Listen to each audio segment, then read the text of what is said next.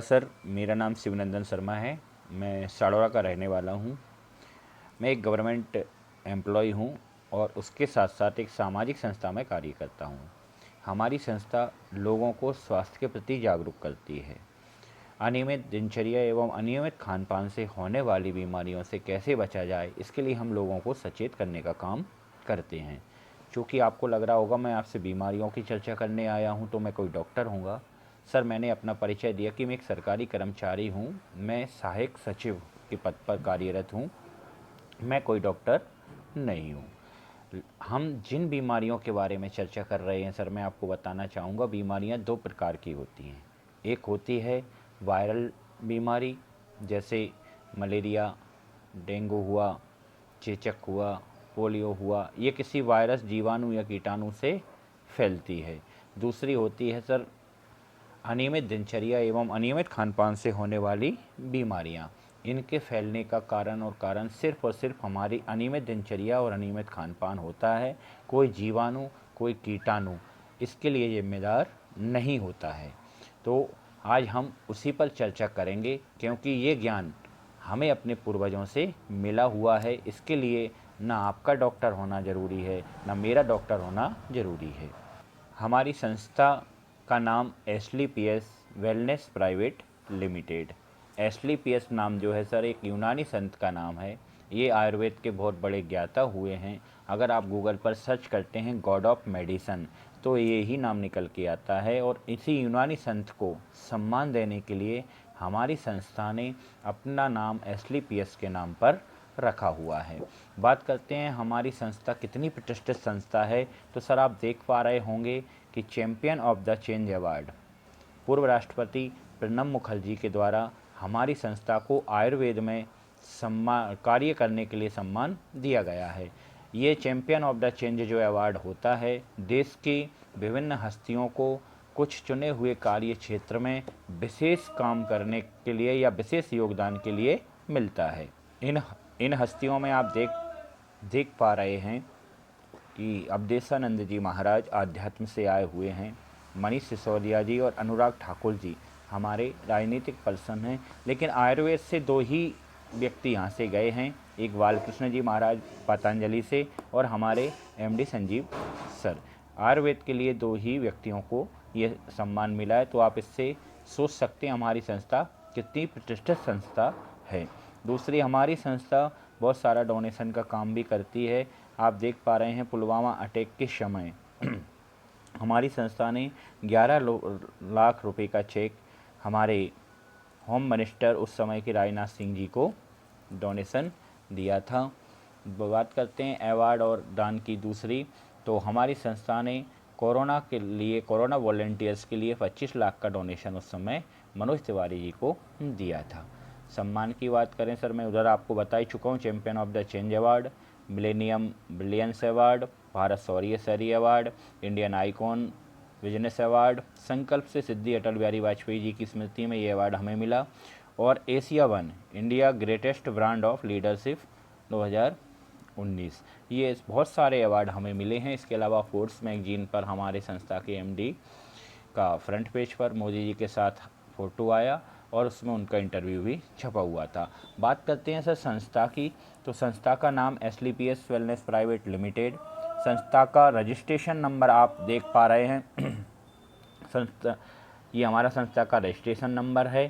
संस्था का head office जो है वो plot number 18 pocket 8 block C near HDFC bank sector 17 Dwarka. बात करते हैं संस्था का कॉन्सेप्ट क्या है सर। संस्था का कॉन्सेप्ट डायरेक्ट सेलिंग कॉन्सेप्ट है। संस्था हमारे प्रोडक्ट बनाती है और उनको अपने फाइटर्स के द्वारा डायरेक्ट सेल करवाती है और जो भी कमीशन होता है वो डायरेक्ट फाइटर्सों के बीच में ही बांटा जाता है सर। हमारे संस्था के परिचय की बात करें तो ये हमारे सर एमडी सर हैं संजीव कुमार।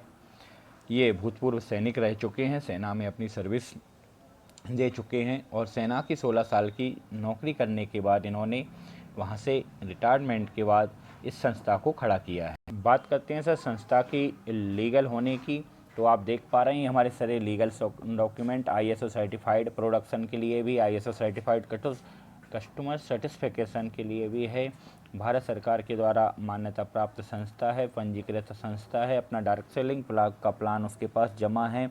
हलाल का सर्टिफिकेट है। कौशल का सर्टिफिकेट हम पूर्णतः आयुर्वेदिक और शाकाहारी के लिए हमें मिला हुआ है। और भी बहुत सारे विदेशी सर्टिफिकेट, देसी सर्टिफिकेट और आयुष मंत्रालय का भी हमें सर्टिफिकेट मिला हुआ है। अब हम बात करते हैं उन लाइलाज बीमारियों की कि वो आखिरकार हमें होती कैसे हैं। जानते हैं सर, शरीर को चलाने के लिए हमारा शरीर जो है वो 7 तत्वों से बना हुआ है। पानी, carbohydrate, fat, protein, vitamin, minerals और फाइबर्स। और इन 5 तत्वों की संतुलित मात्रा जब हमारे शरीर में रहती है तो शरीर फिट रहता है। लेकिन जैसे ही कुछ तत्व ज़्यादा हो जाते हैं, कुछ तत्वों की कमी हो जाती है, मात्रा असंतुलित हो जाती है, तो हमारे शरीर में विभिन्न प्रकार की बीमारियां होने लगती हैं। बात करते हैं हम, हमारा शरीर परमाणु, कोशिका, ऊतक, अंग से मिलकर के एक शरीर बनता है। और अगर आप 10 व्यक्तियों में से के बीच में पूछें कि इसमें से कितने व्यक्ति स्वस्थ हैं, आपको सर मैं विश्वास दिलाता हूं कि 10 में से 1 व्यक्ति ऐसा होगा जो पूर्णतया स्वस्थ होगा।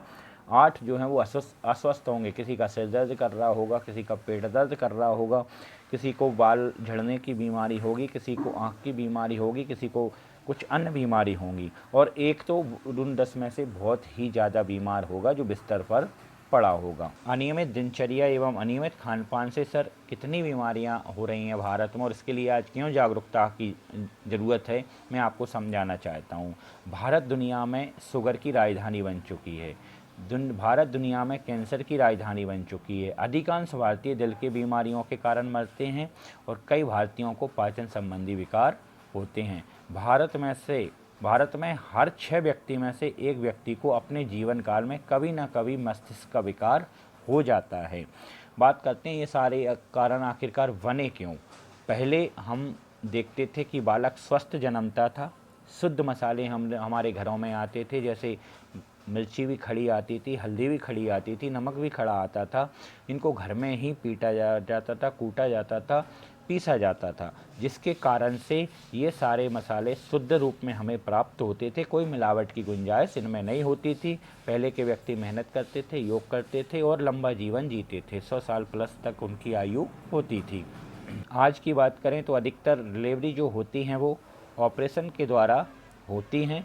पिज्ज़ा, बर्गर इत्यादि हम खाते हैं। और बालक जो जन्मता है वो शुरू से ही इंजेक्शन और दवाइयों के भरोसे रहता है, और थोड़ा बड़ा होता हुआ 30 से 35 साल तक तो वो पूरी तरह से दवाइयों पर निर्भर हो जाता है और 60 साल तक इस संसार से विदा ले लेता है।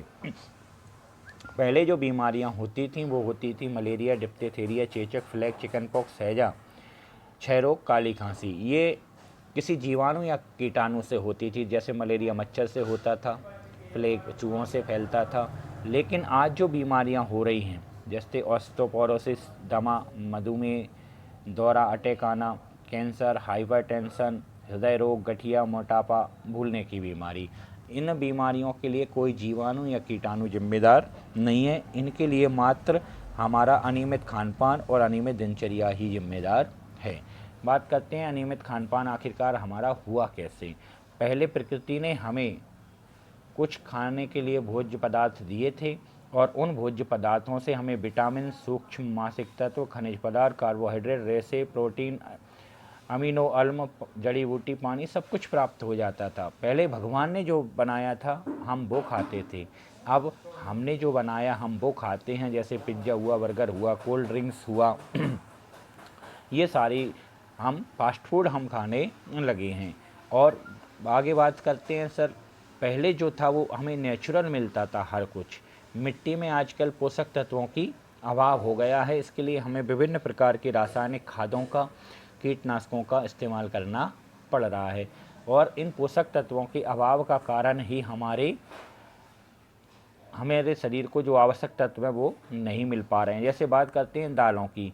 पहले अगर आप दालों का चेक करवाते थे तो उनमें 22 से लेकर 25% तक प्रोटीन मिलता था। लेकिन आज अगर उन्हीं दालों का आप परीक्षण करवाएंगे तो मात्र 7 से 8% प्रोटीन आपको मिलता है। दूसरा, खाना बनाने का तरीका हमारा बदल गया। पहले जो भोजन बनता था पक कर के बनता था और चूल्हे पे बनता था, और तांबे, कांसे आदि के, लोहे आदि के बर्तनों में बनता था। लेकिन आजकल का जो भोजन बनाने का तरीका है वो कुकर में बनता है और कुकर में सीटी के माध्यम से सारे पोषक तत्व बाहर फेंक दिए जाते हैं। हम स्वाद के लिए उसको खाते हैं लेकिन कोई पोषक तत्व हमें प्राप्त नहीं होते हैं।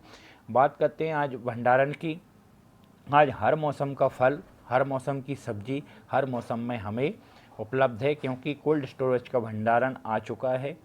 लेकिन दोस्तों, साइंस कहता है कि अगर आप किसी फल को या किसी सब्जी को 24 घंटे के अंदर खाते हैं तो 90% पोषक तत्व आपको मिल जाते हैं। 48 घंटे के अंदर उसको खाते हैं तो 50% पोषक तत्व आपको उससे प्राप्त होते हैं। लेकिन 48 घंटे के बाद आप किसी भी सब्जी या फल को खाते हैं रखे हुए को, तो आपको मात्र 20 से 25% तक के पोषक तत्व मिलेंगे। इन्हीं के कारण हमारे शरीर में पोषक तत्वों की कमी होती जा रही है। दोस्तों, आज बढ़ती हुई जनसंख्या के पेट की उदर की पूर्ति के लिए ज़्यादा से ज़्यादा पैदावार करना ज़रूरी है, और ज़्यादा से ज़्यादा पैदावार करने के लिए हमें कीटनाशकों का या रासायनिक खादों का प्रयोग करना अनिवार्य सा हो गया है। इसीलिए आप देख पा रहे हैं कि एक किसान है और कीटनाशक ये अपनी फसल में डाल रहा है, लेकिन इसको पता है कि अगर ये मेरे अंदर चला गया तो ये मुझे मार डालेगा। पूरी सुरक्षा के साथ अपने मुंह पे मास्क लगाकर, हाथों में ग्लव्स पहन करके वो डाल रहा है। लेकिन दोस्तों, जब हम इन कीटनाशकों का, इन रासायनिक खादों का प्रयोग अपनी फसल में, अपनी सब्जियों में, अपने फलों में करते हैं तो ये उनमें के अंदर चले जाते हैं, और ऐसा कोई फल या कीटनाशक या सब्जी नहीं होती कि जब ये हमें खाने के लिए मिले तो हम इनमें से इन कीटनाशकों के तत्वों को बाहर निकाल पाएँ, और ये इस रास्ते से हमारे पेट में पहुंच जाते हैं और जो विभिन्न प्रकार की बीमारियां पैदा करते हैं। बात करते हैं हम कोल्ड ड्रिंक्स की, जिसको आजकल के बच्चे शौक के तौर पर पीते हैं। वो पानी कम पीना पसंद करते हैं और कोल्ड ड्रिंक्स ज़्यादा पीना पसंद करते हैं। अगर इस कोल्ड ड्रिंक्स के बारे में आपको मैं बताऊं तो आप 16 चम्मच चीनी एक 600 ml की कोल्ड ड्रिंक्स की बोतल में होती है। ये इतना हानिकारक है हमारे शरीर के लिए। अगर आप लगातार इसको पीते हैं तो मोटापा आपको हो सकता है, दांतों की सड़न आपको हो सकती है, अनेक बीमारियां आपको हो सकती हैं, बीपी आपका बढ़ सकता है, कोलेस्ट्रॉल आपका बढ़ सकता है, और शुगर तो आप समझ ही रहे हैं, जब एक ही बोतल में 16 चम्मच चीनी इसमें डली हुई है तो शुगर का लेवल आपका गड़बड़ा सकता है। ये टॉयलेट क्लीनर से ज़्यादा अच्छा काम करता है हमारी टॉयलेट्स की सीट को साफ करने के लिए। तो आप समझ सकते हैं कितना बड़ा हानिकारक हमारे शरीर के लिए ये है।